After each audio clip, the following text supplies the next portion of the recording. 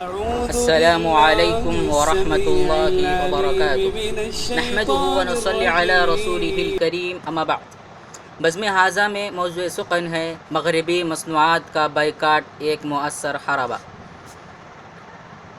حاضرین، اس وقت پوری دنیا دہشت گردی کی زد میں ہے۔ کوئی خطہ اور علاقہ اس سے محفوظ نہیں ہے۔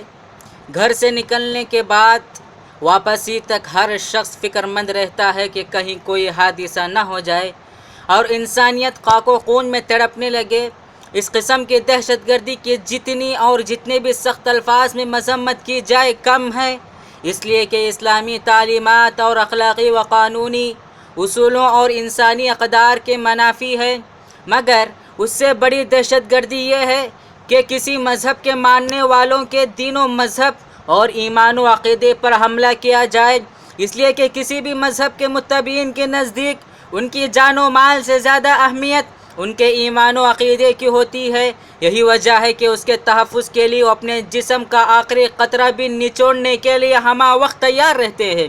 مسلمانوں پر دہشت گردی کا الزام ہے، مگر مسلمان ہی سب سے خطرناک دہشت گردی کی زد میں ہے۔ کبھی قرآن پر پابندی کے لیے رٹ داخل کی جاتی ہے اور کبھی بابری مسجد کا سانحہ پیش آتا ہے، تو کبھی نوٹ بندی کا سامنا کرنا پڑتا ہے، تو کبھی NRC اور CA کا سامنا کرنا پڑتا ہے، اور کبھی محسن اعظم رسول اللہ صلی اللہ علیہ وسلم کا کارٹون بنا کر ذات پاک کی اہانت اور مسلمانوں کے ایمان و عقیدے سے کھلواڑ کیا جاتا ہے۔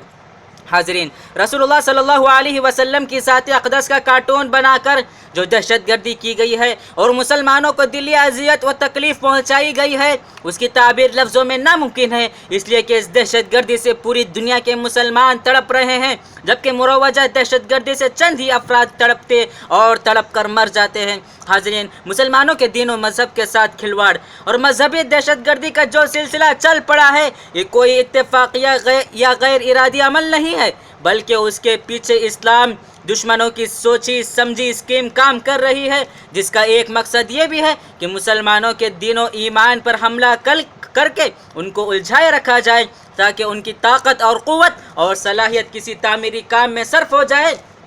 صرف ہونے کے بجائے احتجاج اور مظاہرے میں ضائع ہوتی رہے۔ نیز وہ یہ بھی چاہتے ہیں کہ اس طرح حملہ کر کے ان کو جذباتی بنایا جائے، تاکہ جذبات میں آ کر غیر معقول حرکتیں کر بیٹھے اور پھر ہم دہشت گرد کی سند بانٹتے رہیں۔ حاضرین، کبھی قرآن پر تہمت، کبھی آقا پہ چھینٹا ہے، کبھی قرآن پر تہمت، کبھی آقا پہ چھینٹا ہے، خیالوں میں تجھے الجھائے رکھنے کا ارادہ ہے، سمجھ نادان فرقہ پرستوں کا دلی مقصد ترقی کی گزرگاہوں سے تجھ کو دور رکھنا ہے۔ حاضرین، اس وقت پوری دنیا میں مظاہروں اور احتجاجات کا سلسلہ جاری ہے، جس کی مذمت کے لیے تلخ الفاظ استعمال کیے جا رہے ہیں، اور پھر اسی کے ضمن کارٹون شائع کرنے والوں کے لیے ہلکے پھلکے الفاظ استعمال کر کے خانہ پوری کر دی جاتی ہے، جس سے معلوم ہوتا ہے کہ اگر مظاہرے اور احتجاجات نہ ہوں تو شاید مجرمین کے لیے ایک لفظ کہنا گوارا نہیں کریں گے۔ دشمنان اسلام اس طرز عمل اور طریقہ کار سے سمجھنا مشکل نہیں ہے کہ وہ کس طرح ہماری توانائی کو ضائع کر رہے ہیں اور اس کے لیے کیا حکمت عملی اختیار کر رہے ہیں۔ اور جب ہمیں معلوم ہے کہ جو کچھ ہو رہا ہے سوچی سمجھی اسکیم کے تحت ہو رہا ہے، اور جس اسکیم کو عملی جامہ پہنانے کے لیے نئی حکمت عملی اختیار کی جاتی ہے، تو پھر ہمارے لیے بھی ضروری ہے کہ ان کی اسکیموں اور حکمت عملی کا باریکی کے ساتھ جائزہ لے، اور اس کے بعد ایسی حکمت عملی اختیار کرے کہ وہ اپنے مقاصد میں کامیاب نہ ہو اور ان کی تمام تدبیریں دھری کی دھری رہ جائیں۔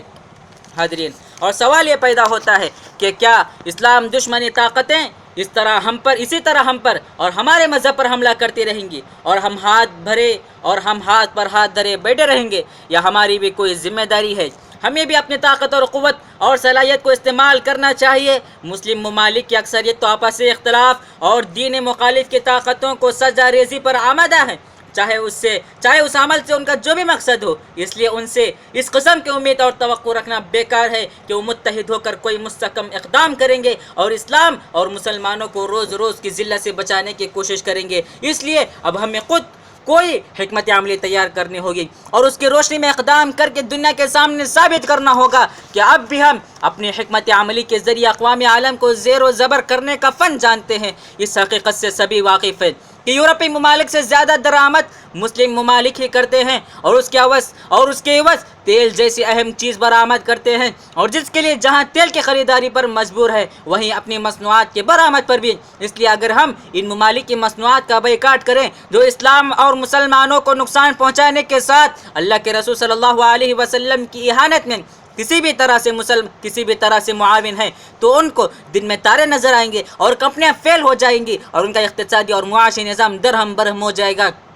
اور اس سے پورا ملک متاثر ہوئے بغیر نہیں رہ سکتا۔ اس لیے ان کے وہاں سب سے بڑی طاقت مادیت کی ہوتی ہے۔ یہی وجہ ہے کہ ان کے گرجا گھر اور عبادت گاہوں میں مقابلے میں بینکوں کی عمارتیں زیادہ اونچی اور بلند ہوتی ہے۔ انہیں کسی طرح یہ برداشت نہیں ہے کہ ان کی اقتصادیات پر کوئی اثر پڑے اور معاشی اعتبار سے ملک کمزور ہو۔ حاضرین، اب سوال یہ پیدا ہوتا ہے کہ ہماری کوئی اپنی مصنوعات تو نہیں ہے، اس لیے ہم ان کی مصنوعات کے استعمال پر مجبور ہیں، اس لیے یہ کیسے ممکن ہے کہ ہم ان کی مصنوعات کا بائیکاٹ کر سکیں؟ جہاں یہ سوال مبنی بر حقیقت ہے، وہیں اس سچائی کا بھی اعتراف کرنا ہوگا کہ اسلام دشمنی میں تمام ممالک برابر نہیں ہیں، چاہے ان کے دل و دماغ میں کچھ بھی ہو۔ اس لیے ہمیں ان ممالک کی اشیاء خریدنے سے باز آنا چاہیے جو کھل کر اسلام کی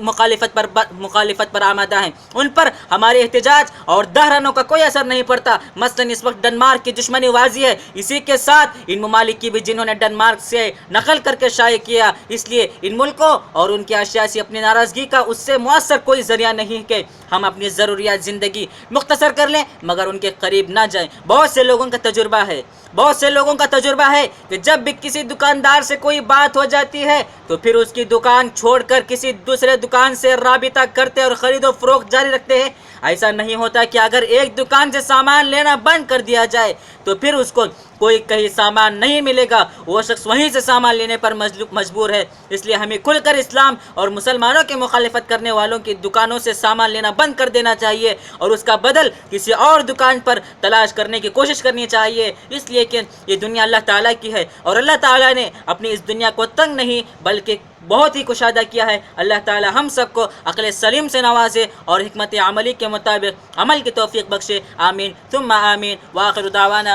ان الحمد للہ رب العالمین، والسلام علیکم ورحمۃ اللہ وبرکاتہ۔